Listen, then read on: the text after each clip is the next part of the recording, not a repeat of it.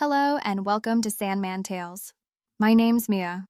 I have a true story for you today, which is about my friend Evelyn. You will not believe what happened to her. Stay tuned to find out what really happened, and let it be a warning to you all to not try this yourself. It's real. They say every small town has its urban legend. Ours wasn't about a haunted house or a ghost in the woods. Ours was about a mirror. I didn't believe in it, not really. But Evelyn did. I wish I had done more to stop her. It started as a stupid rumor, a dare passed around at school. If you stood in front of a mirror at midnight and recited the Lord's Prayer, the devil would appear. Supposedly, he'd offer you something you wanted most, but at a cost. Evelyn and I had both heard the whispers, but she was the only one who took it seriously. She was 15, and she'd been different ever since her parents divorced. Evelyn used to be the kind of girl who lit up a room. After the split, she turned inward, sketching in notebooks, spending hours alone. Her mom worked nights, and her dad was gone. I think she felt like a ghost in her own life, invisible and forgotten. We were sitting on the swings in the park when she brought it up. The sun was setting, and the air had that sharp winter chill. "I'm going to try it," she said, her voice quiet but firm. I blinked at her. "Try what?" "The mirror thing." I laughed, thinking she was joking, but her expression didn't change. She stared at the ground, kicking at the frost with her sneaker. "You can't be serious," I said. "It's just a dumb story." "What if it's not?" she whispered, finally looking at me. Her eyes had this haunted, desperate look, like she was searching for something she couldn't name. "What if it's real?" I told her to forget about it, that it was just some ridiculous dare kids made up to scare each other.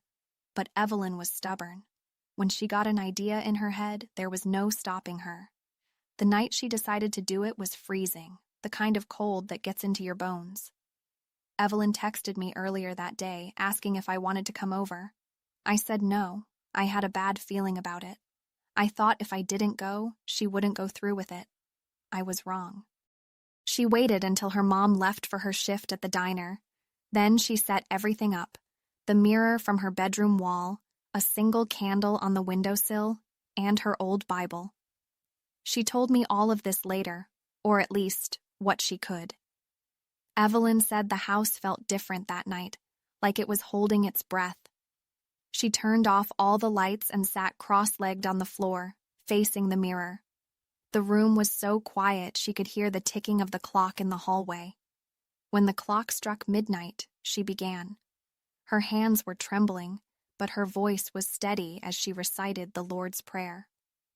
"Our Father, who art in heaven, hallowed be thy name." She said the words slowly, deliberately. She told me the mirror's surface started to ripple, like the reflection was made of water. At first, she thought it was her imagination, but then she saw it, a shadow, faint at first, but growing darker with each word she spoke. When she reached the final line, "But deliver us from evil," the shadow stepped forward. The glass didn't shatter or crack. It stretched, like it was no longer solid. And then he was there. When Evelyn described him to me later, she shuddered. He wasn't what you'd expect. No horns, no red skin. He was tall, dressed in a dark suit, with piercing eyes that seemed to see right through her. "You called for me," he said. His voice was calm, almost gentle, but there was something about it that made her blood run cold. She froze, clutching the Bible in her lap. "You're not real," she managed to say. The man smiled, and it wasn't a kind smile. "Oh, Evelyn," he said, tilting his head. "I'm as real as you want me to be." She tried to look away, but her eyes were locked on his. It was like the mirror was pulling her in, holding her captive. "You know the rules," he continued, his tone light, almost playful. "You summoned me. Now let's talk about what you want." Evelyn swallowed hard. "I don't want anything," she said. "I just wanted to see if it was true." The man chuckled softly. Everyone wants something. Power, wealth, revenge. He leaned closer, his voice dropping to a whisper. Or maybe, you just want to stop feeling invisible. She told me later that those words hit her like a punch to the stomach. How could he know? How could he see right into her like that? That's it, isn't it? He said, his tone softening. You want to be seen, to matter. I can give you that, Evelyn. All you have to do is ask. She shook her head, tears streaming down her face. No, I don't want anything from you.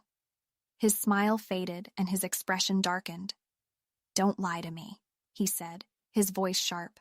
I don't like liars. The room grew colder and the candle flickered. She clutched the Bible tighter, squeezing her eyes shut. Leave me alone, she whispered. Just go away.